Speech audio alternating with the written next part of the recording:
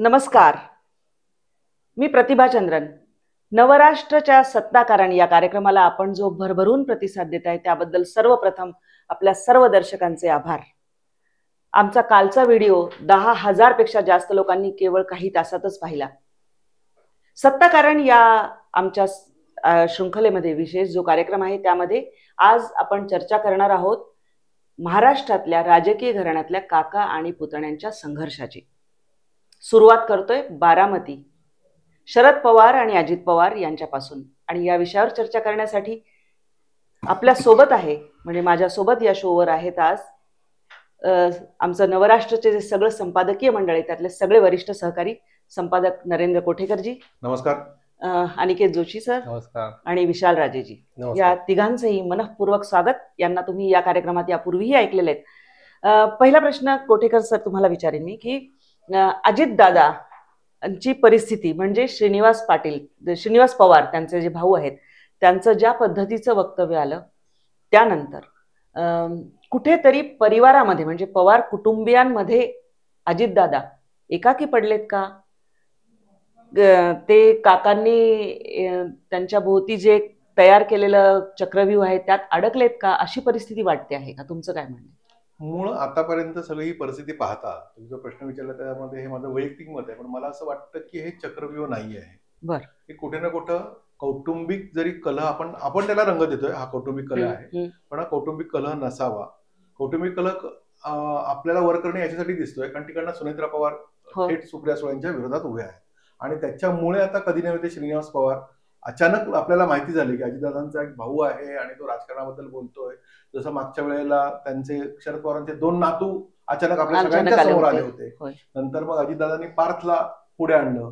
मग आता या निवडणुकीमध्ये पार्थचा भाऊ समोर आला लोकांसमोर. म्हणजे कुठे ना कुठे हे कौटुंबिक कुटुंब त्यांचं मोठं आहे पवारांचं आणि हे त्यांच्या कुटुंबामध्ये कुठेतरी ठरलं असेल की कधी कोणाला लॉन्चिंग करावं. आपण मूळ तुम्ही जो प्रश्न विचारला त्याशी निगडीत म्हणजे शरद पवारांची जी राष्ट्रवादी काँग्रेस पार्टी आहे त्यातून अजितदादा पूर्णतः यावेळेला बाहेर पडले. मी अशासाठी म्हटलं की पूर्णतः यावेळेला बाहेर पडले. याचा प्रकार म्हणजे हा जो प्रकार आहे हा आतापासून गेले 4 वेळा झालेला आहे. अजितदादांचं रुसणं हे काही नवीन नाहीये. म्हणजे अजितदादा रुसणार, मग त्यांची कोणतरी समजूत काढणार, मग त्यांना जे पाहिजे ते अजितदादा स्वतःच्या पदरात पाडून घेणार आणि पुन्हा राष्ट्रवादी एकसंघ होणार. हे असं होतं. यावेळेला मात्र पार्टी तोडून अजितदादा पवार भाजपबरोबर गेले आणि म्हणून ते आपल्याला त्याची जे गांभीर्य आहे राष्ट्रवादी काँग्रेस फुटण्यामागचं ते अधिक आहे. श्रीनिवास पवार जे म्हणाले की मी आतापर्यंत अजितदादांच्या सोबत होतो, त्याच्यात हो मिळत होतो, पण आता काही निर्णयात मी ऐकणार नाही. एक जर आपण अभ्यास केला तर हे सांगण्याची श्रीनिवास पवारांना गरज काय आहे? बरोबर आहे. आता त्यांनी बारामतीत मेळावा घेतला, त्या मेळाव्यामध्ये त्यांनी सांगितलं, छोटेखानी मेळावा होता तो, त्याच्यामध्ये त्यांनी त्यांची ती स्पष्टोक्ती होती ती बाहेर काढली. अजितदादा पवार ज्या रात्री पण पहाटेच्या शपथविधीला गेले होते तेव्हा काही कलह झाला नसेल का? ज्याला आपण कलह हे नाव देतोय तेव्हा काय झालं नसेल का? तेव्हा अजितदादा शरद पवारांच्या विरोधात वागले नाहीत का? स्वतः अगदी लेटेस्ट मध्ये शरद पवारांनी जेव्हा सांगितलं की मी माझ्या पदापासून राजीनामा देतो आणि मग एक सगळे कथित मी याला म्हणेन आणि पूर्ण जबाबदारीपूर्ण म्हणतो की कथित म्हणून तो एक जे नाट्य केलं की नाही तुम्ही पद सोडू नका, तुम्ही हवे आहात, तेव्हा फक्त अजितदादा म्हणाले की नाही आता काही या क्षणानंतर शरद पवारांनी बाजूला व्हावं, वयोमाना परतवे आणि नवीन पिढीच्या हातात हा पक्ष द्यावा. तेव्हा कलह झाला नसेल का? तेव्हाही अजितदादा हे शरद पवारांच्या विरोधातच बोलत होते. विरोधात म्हणजे कुठेतरी त्यांची भूमिका वेगळी होती आणि सुप्रिया सुळे, शरद पवार यांची भूमिका वेगळी होती. मग हे वारंवार जेव्हा घडतं तेव्हा कुटुंबातलं कोणी येत नाही. निवडणुकीच्या पार्श्वभूमीवर मात्र हे सगळं घडतं. मला वाटत नाही याला पूर्णतः राजकीय कलाचा रंग आहे. हे कुठे ना कुठे आपण जसं आपल्या महाराष्ट्राच्या राजकारणात काय अन्य कोणत्याही राजकारणात बघतो की एक परिवार असतो, तो परिवार अमुक माणसाला अमुक ठिकाणून उभा करतो, अमुक माणसाला अमुक ठिकाणून उभा करतो.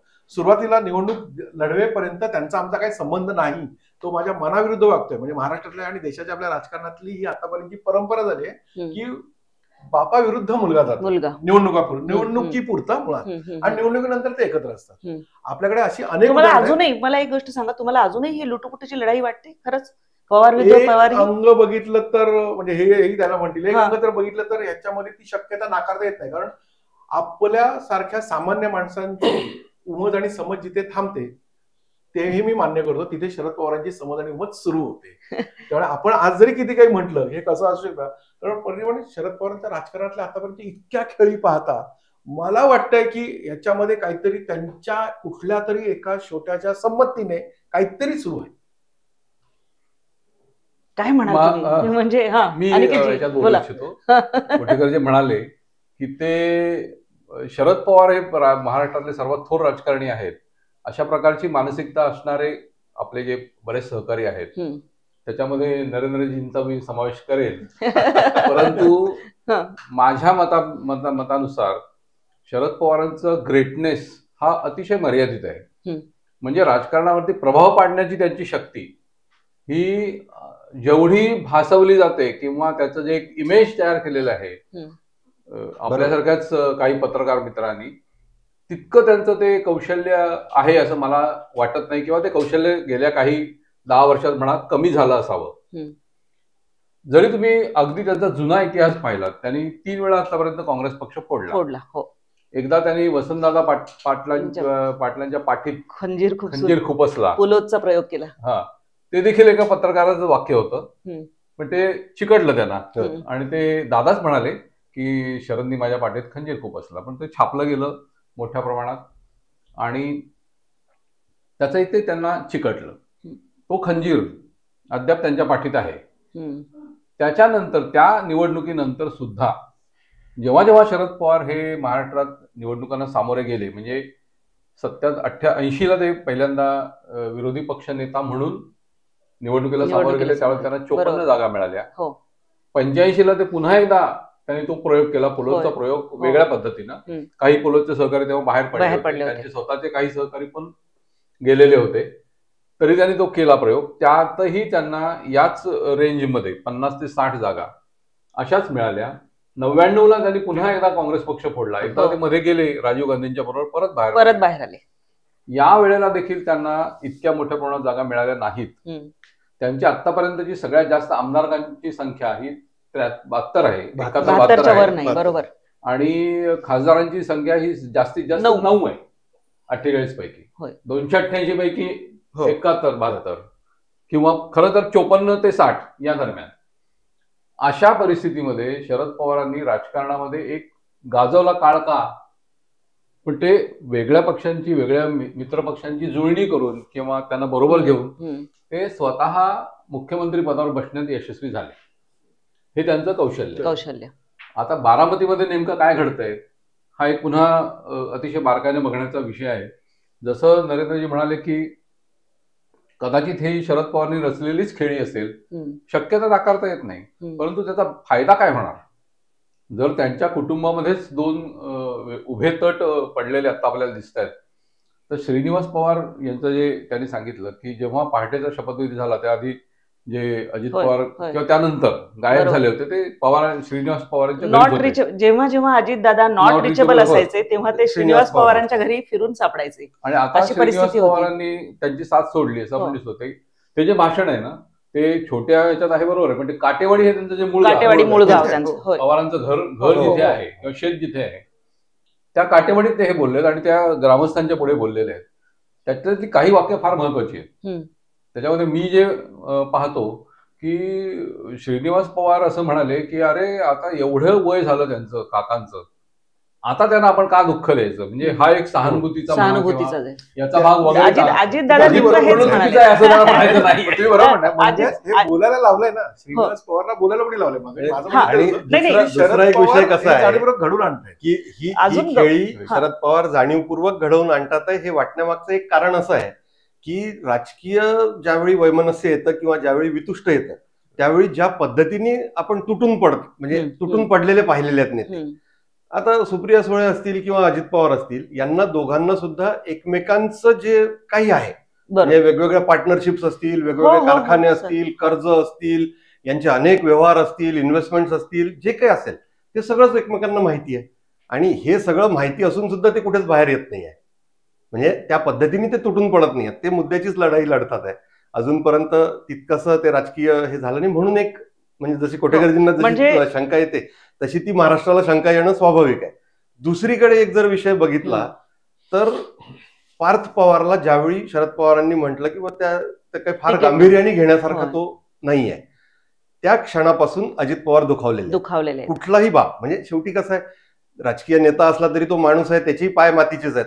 त्याच्यामुळे तिथून जे काही सुरू झालेलं आहे की मुलाला इस्टॅब्लिश करणं आणि आता दुसऱ्या मुलाला समोर आणणं, त्याच्यातच श्रीनिवास पवारांचं जे काही भूमिका आहे ती सुद्धा त्यांच्या मुलाच्या भोवती फिरणारी आहे. श्रीनिवास पवारांना सुद्धा पार्थ पवार एवढाच मुलगा आहे होय. आणि त्याला आता कुठेतरी राजकीय क्षेत्रामध्ये इस्टॅब्लिश करावं, कारण ज्या वेळी संकट आलं किंवा ज्या वेळी अजित पवार नाराज झाले ते आपल्याकडे आले आणि आपण त्यांची समजूत काढली काकांनी सांगितल्याप्रमाणे.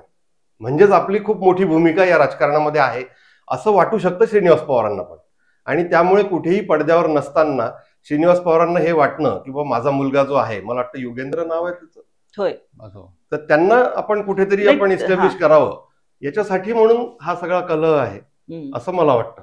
गंमत आहे बरं का की शरद पवारांचं कुटुंब जर बघितलं तर ती 11 भावंड आणि त्याच्यामध्ये जे राजकारणामध्ये आहेत त्यामध्ये राजेंद्र पवारांचे चिरंजीव रोहित आहेत, मोठ्या भाऊंचे म्हणजे आप्पासाहेबांचे चिरंजीव अजित पवार आहेत, अजितदादा आहेत.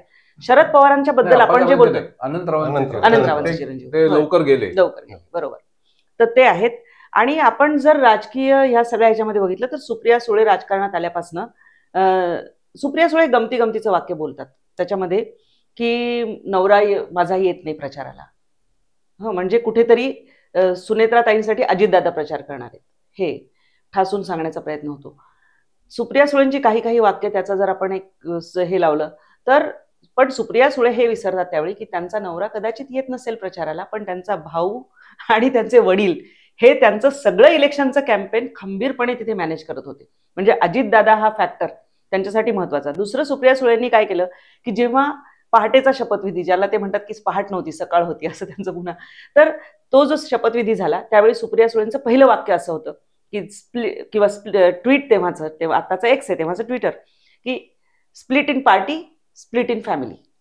आणि आता सातत्याने ते हे सांगायचा प्रयत्न करत होत्या की आम्ही एकच आहोत, कुटुंबात हे नाही आणि पक्षातही फूट नाही, वेगळी भूमिका एक आहे नाही. पण दुसरी गोष्ट अशी आहे की पक्षाचं नाव, पक्षाचं चिन्ह हे अजितदादांच्या गटाला निर्विवादपणे मिळालेलं आहे. त्याच्यासाठी न्यायालयीन लढाई शरद पवारांचा जो गट किंवा हे ते करतातच आहे. त्यामुळे न्यायालय, निवडणूक आयोगाचा निर्णय आणि आता ज्या पद्धतीची विधान येतात यामध्ये आणखी एक पुन्हा की शरद पवारांच्या भगिनी सरोजताई ज्या कधीही राजकारणामध्ये, जसं श्रीनिवासजी आपल्याला हे झाले तसे त्या कधीही राजकारणात आल्या नव्हत्या, त्यांनी अचानक येऊन बोलायला सुरुवात केली आहे. त्या सुद्धा एका सभेमध्ये बोललेल्या आहेत की माझ्या डोळ्यात अश्रू आले वगैरे वगैरे. म्हणजे अजितदादा जे सांगत होते की मुद्दा भावनिक केला जाईल, तो भावनिक मुद्दा केला जातोय कुठे ना कुठेतरी. नाही, याच्यात कसं आहे, शरद पवारांच्या फॅमिलीमध्ये खूप लोक राजकारणात आहेत पण वेगवेगळ्या पक्षात आहेत. एन डी पाटील आधी शेकापामध्ये होते, शेका पक्षात. सरोज हे काय असं म्हणायचं कारण नाही की फार डोळ्यात पाणी आलं वगैरे. दोघे एकमेकांच्या राजकारणाच्या दृष्टीने कपडे फाडण्याचं काम करतात.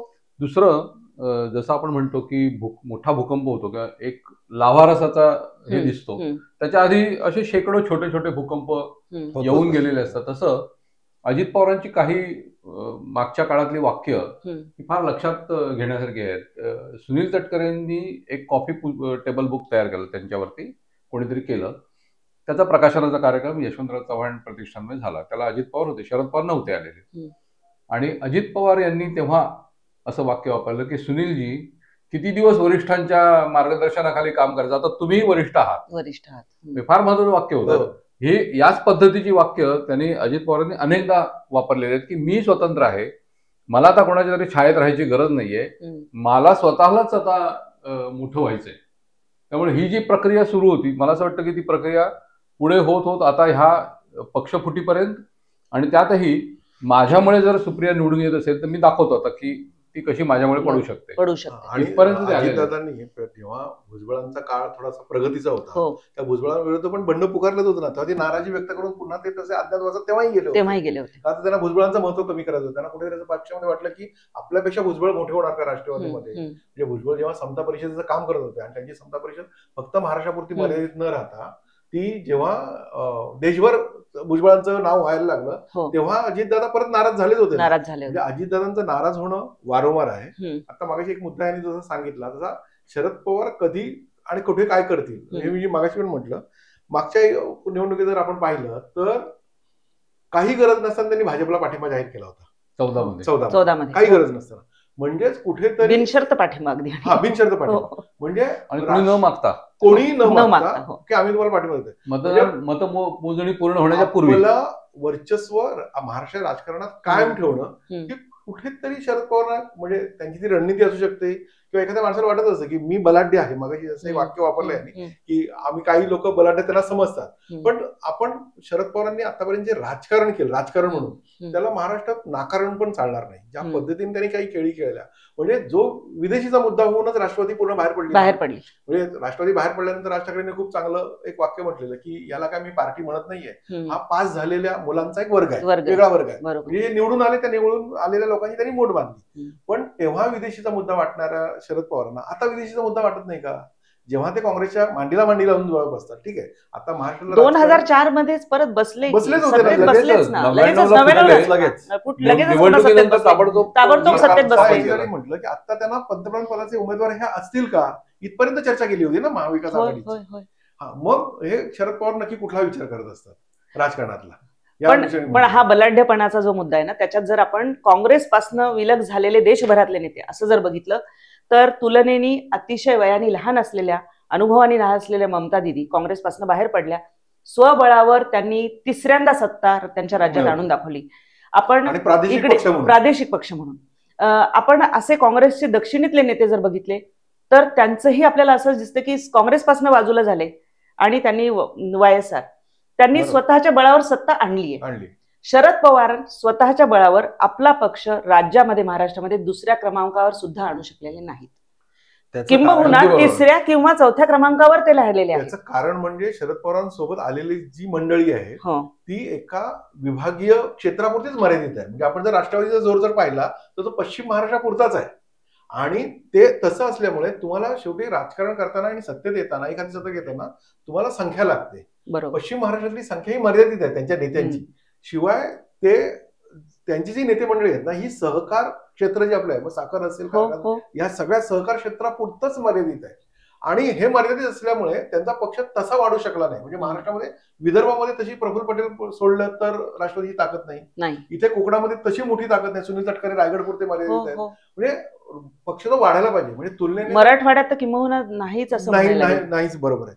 म्हणजे प्रादेशिक पक्ष म्हणून आपण जे वाढायला पाहिजे तसं न वाढता त्यांनी फक्त सत्तेची चावी आपल्याकडे कशी राहील याच्यावरती जास्त कंट्रोल त्यांचा होता. त्यांचा जो कंट्रोल होता तो सत्तेच्या चावीवरती होता ना की महाराष्ट्रावर आपण पूर्ण पसरलं पाहिजे. कारण महाराष्ट्रात पण म्हणजे याच्यापूर्वी पुलचा जेव्हा त्यांनी प्रयत्न केला तेव्हा पण ती संख्या तशी मर्यादित होती. ते पक्ष तेव्हाही वाढू शकले नाही.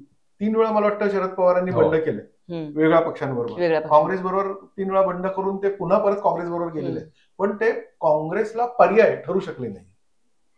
म्हणजे मागे मला असं वाटतं की विश्वासार्हता हे जे कारण आहे ना हे सगळ्यात मोठं कारण असावं. म्हणजे शरद पवार विश्वासू नाहीये असं जे सोबतच्या लोकांना वाटतं की बाबा म्हणजे 99 मध्ये ज्यावेळी आता मी तर 99च हे बघितलं त्यांचं. तुम्ही त्याच्या आधीचे बंड बघितलेले असतील तुम्हाला आठवत असतील. मी 99चं बघितलं त्यावेळी सुद्धा अनेक लोक म्हणजे जे ज्येष्ठ आता नाव घेणं बरोबर नाही इथे पण त्या लोकांचंही म्हणणं हे होतं की नाही पवार साहेबांसोबत जाणार नाही कारण ते केव्हा परत काँग्रेसमध्ये जातील किंवा काँग्रेस सोबत जातील सांगता येत नाही. विदर्भातले पण नेते होते मराठवाड्यातले पण नेते होते त्या लोकांचं असं म्हणणं होतं. म्हणजे विश्वासार्हता आज परिस्थिती अशी आहे ना की समजा जर देवेंद्र फडणवीसांचं नाव घेतलं किंवा देवेंद्र फडणवीसांनी अमुक एक कमिटमेंट केलेलं आहे तर तो नेता काही रिस्क घ्यायला तयार आहे. त्याला हे माहिती आहे की हे कमिटमेंट पूर्ण होईल पक्षाच्या पातळीवर होईल वैयक्तिक पातळीवर होईल जे काही त्याला हवं असेल ते शरद पवारांच्या बाबतीमध्ये असं कोणी रिस्क घ्यायला मला नाही वाटत की कोणी तयार आहे. त्याच्यामुळे त्यांचा जो एक म्हणजे महाराष्ट्रभर जो हे व्हायला पाहिजे होता बरोबर कदाचित महाराष्ट्राचं कल्चर असं आहे की प्रादेशिक पक्ष हा सत्तारूढ झालेला नाहीये. म्हणजे शिवसेनेच आपण जर झाली तरी राष्ट्रीय पक्षाबरोबर नेता म्हणून प्रचंड मोठे त्यांच्या सभा म्हणजे सगळ्यात मोठ्या सभा त्यांच्यात झालेल्या असतील पण त्यांना देखील इतक्या म्हणजे यश ज्याला आपण म्हणू निवडणुकीचं यश ते अतिशय मर्यादित प्रमाणात यश मिळालं नाहीच मिळालं. त्यामुळे आता एकच तो म्हणजे भारतीय जनता पक्ष हा राष्ट्रीय पक्ष जेव्हा म्हणून उदयाला आला तेव्हा 100च्या पुढे गेले काँग्रेस जेव्हा राष्ट्रीय पक्ष होता तेव्हा 100 पेक्षा जास्त आमदार त्यांचे निवडून येत होते. आणि दुसरा असा एक मुद्दा आहे की अजितदादांची नाराजी हा जो मुद्दा आहे, तर अजितदादांना त्यांनी कधीही लपवून ठेवलं नाही की त्यांना मुख्यमंत्री होण्याचं त्यांची महत्वाकांक्षा आहे. मुख्यमंत्री होण्याची जी महत्वाकांक्षा त्यांची आहे ती त्यांची कदापिही राष्ट्रवादी काँग्रेसच्या आत्ताच्या ढाच्यामध्ये राहून शक्य नाहीये होणं.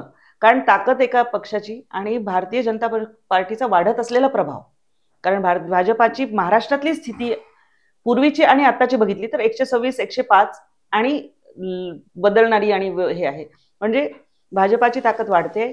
अशा सोबत काँग्रेस बरोबर जर राहिले तर अडचणीतच राहणारे, पुन्हा सत्तेत येण्याची शक्यता नाही. काँग्रेसबद्दलचं एकंदरच नकारात्मक वातावरण जे देशभरात आहे तसं महाराष्ट्रातही आहे. काँग्रेस स्वतःला आता इथे चाचपडतच आहे आणि ही नाराजी असताना ती नाराजी दूर करण्यासाठी जर प्रयत्न झाले असते तर कदाचित जी वेळ उद्धव ठाकरेंच्या पक्षावर आली तशाच पद्धतीची अशी वेळ आली नसती, किंवा त्या दिवशीचं जे राजीनाम्याचं नाट्य होतं त्यानंतरचे जे जितेंद्र आव्हाडांचे वक्तव्य असतील किंवा अजितदादांची वक्तव्य असतील, यामध्ये अजितदादांना कुठेतरी ही भावना आली की मला नेहमी तोंडघशी पाडलं गेलं. आणि काहीही म्हटलं तरी ग्रामीण भागातलं ज्याला एक रस्टिक सेन्स ऑफ पॉलिटिक्स म्हणतात तो तुलनेने अजितदादांकडे आहेच. मग ती जी त्यांची नाराजी आहे त्यामधून आत्ताची खरंच गांभीर्याने ही फूट आहे का? म्हणजे नरेंद्रजी कदाचित वेगळंच म्हणतील त्यांचं, पण तरी बाकीच्या माझ्या 2 सहकाऱ्यांकडे आत्ताची जी फूट आहे ती खूप पुढे गेलेली आहे. आता पॅचअप होणं शक्य नाहीये, म्हणजे मतभेदाचं मनभेदापर्यंत गेलेलं आहे. हो, नक्कीच गेलेलं आहे. कारण तशी वक्तव्य आलेली आहेत. त्या दृष्टीने त्यांची न्यायालयीन लढाई सुरू झालेली आहे. दोन्ही लोकांनी, म्हणजे दोन्हीकडच्या लोकांनी, राष्ट्रवादी मधल्या दोन्ही गटांनी एकमेकांवरती थोडे टोकाचे आरोप केलेले आहेत. स्वतः जरी केले नसेल ते लोकांकडून बोलवून घेतलेले आहेत. त्यामुळे आता ते मतभेद ते मनभेद हे झालेलं आहे. त्यामुळे पॅचअप होणार नाही. राजकीय एक म्हणतो ना आपण समीकरण जुळवण्यासाठी कदाचित राष्ट्रवादी तसे 2 गट एकत्र येऊ शकतात. आज आपण कधी विचार केला नव्हता की शिवसेना काँग्रेस बरोबर बसेल, काँग्रेस बरोबर सत्ता स्थापन करेल, पण गेल्या 2.5 वर्षापूर्वी त्यांनी गेलेच होते ना ते.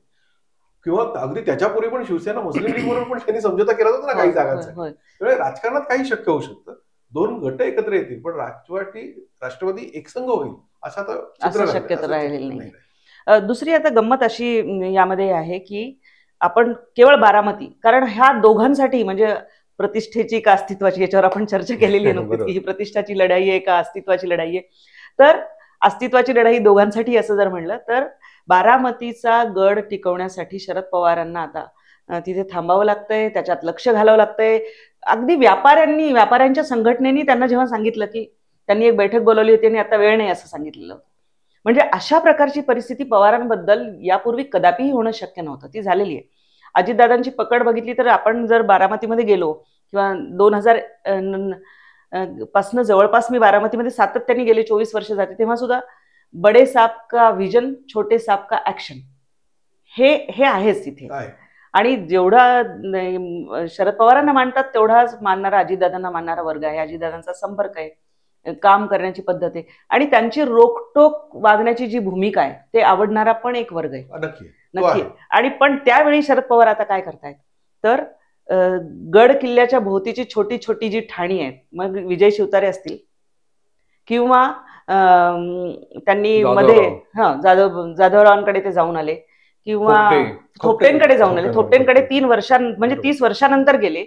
म्हणजे बारामतीच्या ह्याच्यामध्ये अजित पवारांचा प्रभाव टिकू नये म्हणून त्यांचे जे एक दुखावले गेलेले पूर्वीचे सगळे शत्रू आहेत आणि त्यांना एकत्रित आणून अजितदादांची कोंडी करण्याचा प्रयत्न. आणि त्यामुळे मुख्यमंत्री अनेक वेळा यांना बोलवत आहेत, विजय शिवतारेंना बोलवत आहेत, त्यांची चर्चा चालू आहे.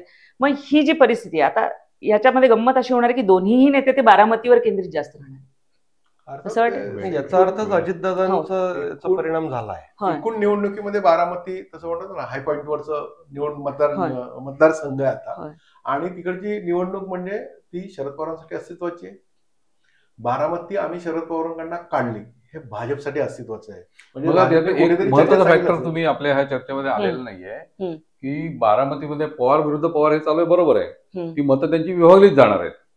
परंतु तिथे भारतीय जनता पक्ष हा एक मोठा फॅक्टर आहे. भारतीय जनता पक्षाने गेल्या जर 4-5 निवडणुकीचा आपण इतिहास बघितला तर तिथे चांगली लढत दिली. त्यांच्याकडे 2 ते 2.5 लाख मतं आहेत आणि मागच्या निवडणुकीमध्ये जेव्हा अजित पवार जेव्हा सुप्रिया सुळेंचा प्रचार करत होते होय. तेव्हा सुद्धा हो. बारामतीच्या कांचनकुल. 3 मतदारसंघामध्ये त्या मायनस आहेत, होय. सुप्रिया सुळे होय. हो, आणि भारतीय जनता पक्ष प्लस आहे. प्लस आहे.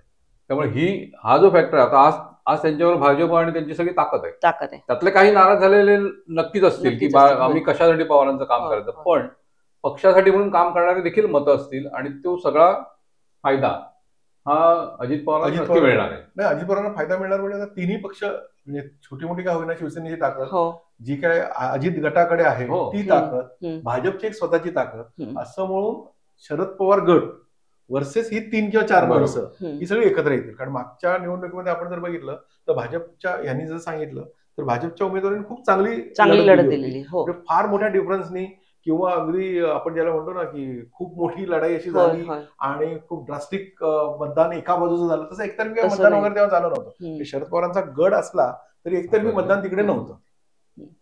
अगदी बरोबर आहे.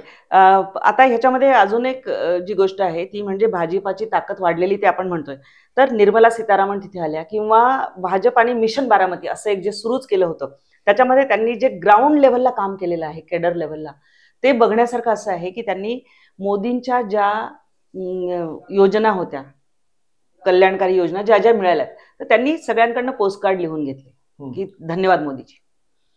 कुठे ना कुठेतरी जो लाभार्थी असतो तो जेव्हा असं काहीतरी लिहितो छोटंसं, ती घटना दिसायला छोटी वाटते, तो त्या पक्षाशी वेगळ्या लेव्हलवर कनेक्ट, म्हणजे या लेव्हलला ग्रासरूटला जाऊन सामान्य माणसापर्यंत पोहोचून जे काम करणं हे भारतीय जनता पार्टीचं वेगवेगळ्या माध्यमातून चालू आहे, त्यांच्या वेगवेगळ्या सहयोगी संघटनांच्या वगैरे. तसं बाकी कुठल्याही पक्षाचं आहे असं म्हणता येणार नाही, कारण एक तर ते सत्ताधारी नाही आहेत, त्याच्यामुळे त्यांनी काही योजना खूप लाभार्थी देणं आहे. मग या सगळ्यामध्ये आपण जो पहिला सुरुवात केली होती की कोणाच्या चक्रव्यूहात कोण अडकलंय, तर ह्याचं कन्क्लुजन मला तुमच्या तिघांकडनंही हवंय. का चक्रव्यूह नाहीच आहे, का हा दुसऱ्यासाठी टाकलेला काहीतरी व्यूह आहे? मला असं वाटतं चक्रव्यूह भेदण्याचा प्रयत्न आहे. बर तुम्ही शेवट असं चक्रव्यूह वगैरे असं मी म्हणणार नाही, परंतु दोघांसाठी ही लढाई अतिशय महत्वाची, यात शंकाच नाही. बरोबर. अजित पवारांना जेवढं सुनेत्रा आणि दोघांनाही सोपी पण नाहीये. सुनेत्रा पवारांसाठी जेवढं लढाई लढायची आहे तेवढी भाजपला पण बारामतीचा गड आमच्या ताब्यात आला हे दाखवून द्यायचं आहे. कारण जेव्हा राष्ट्रवादी गट फुटला नव्हता इतक्या निवडणुकीमध्ये, तेव्हाही भाजपनी बारामती आपल्याकडे आले पाहिजे यासाठी पूर्ण ताकद लावली होती. त्यामुळे यावेळेला तर त्याला ती संधीच आहे ना, संधी होईल, बारामती सुद्धा आमच्याकडे आलं, तर ही त्यांच्यासाठी पण अस्तित्वाची लढाई. तर आपण आजच्या चर्चेतून एक जे समोर आलेलं आहे त्यामध्ये असं दिसते की ही जशी प्रत्येक पक्षासाठी एक प्रकारे ज्याला लिटमस टेस्ट असं म्हणतात तशा प्रकारची ठरणारे, अजित पवारांना काहीतरी सिद्ध करायचं आणि सुनेत्रा पवारांना निवडून आणण्यासाठी त्यांचे अटीतटीचे प्रयत्न आहेत. सुप्रिया सुळेंचा गड राखण्यासाठी स्वतः पवार साहेब ताकदीने आणि जमतील ते सगळे हातखंडे वापरून तिथे कसोशीने प्रयत्न करतायत. आणि भारतीय जनता पार्टीच्या दृष्टीने एक वेगळी विन विन सिच्युएशन अशी म्हणता येईल की त्यांचं तिथे ताकद दाखवायला संधी आहे, पण उमेदवार त्यांचा नसणार आहे. त्यामुळे भाजपा हरणार नाहीये ह्याच्यामध्ये. एकतर शरद पवार जिंकणार आहेत किंवा मग अजितदादा हरणार आहेत, असं काहीतरी एकंदर सिच्युएशन. तुम्ही एकच म्हणताय, शरद पवार जिंकणार असतील तर अजित पवार हरतील, अजित पवार जिंकला असतील तर शरद पवार हरतील, असं म्हणायला हवं. अगदी बरोबर आहे. जिंकणार तिकडे कोणतरी पवार म्हणजे अधिराज्य असेल तर पवार कुटुंबाचाच असेल. बरोबर. तर सत्ता कारण हा आमचा जो विशेष कार्यक्रम आहे त्यामध्ये माझे सर्व वरिष्ठ सहकारी आपल्या सोबत होते. त्यांना तुम्ही वारंवार पाहत आहात, यापुढेही पाहत राहणार आहात. अशाच प्रकारचे विषय घेऊन आम्ही दररोज येतो आहोत. आमचा हा कार्यक्रम जरूर बघा. तुमच्या सूचना असतील, तुमच्या कमेंट्स असतील, त्या कमेंट बॉक्समध्ये जरूर टाका आणि नवराष्ट्रच्या आमच्या चॅनलला सबस्क्राईब करायला विसरू नका. नमस्कार.